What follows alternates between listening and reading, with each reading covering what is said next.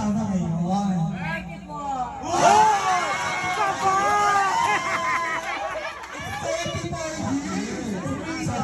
Sobrang tagal na talaga.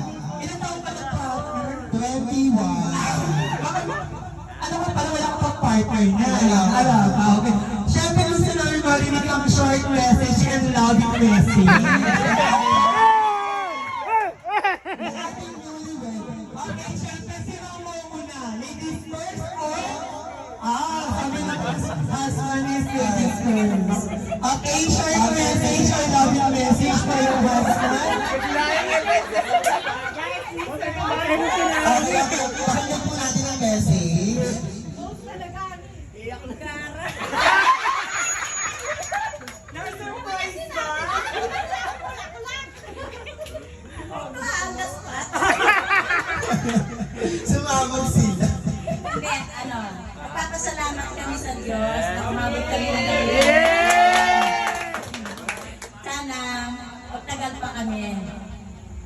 Maraming salamat sa inyo at magmahalan tayong lahat.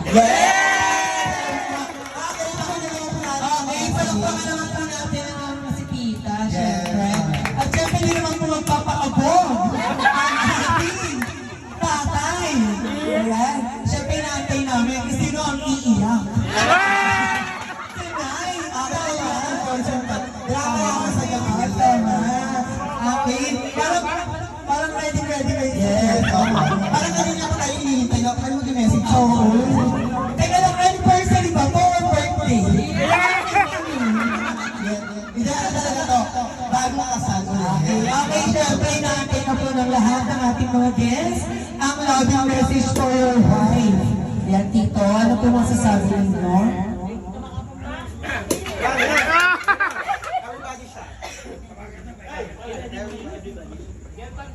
Ay, pero message muna. Kailangan natin ng cheers.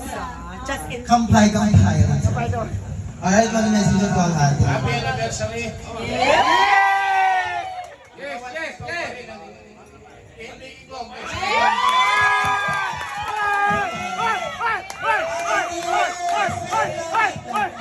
Siyempre, inahamit din naman namin yung mga ganyan eh.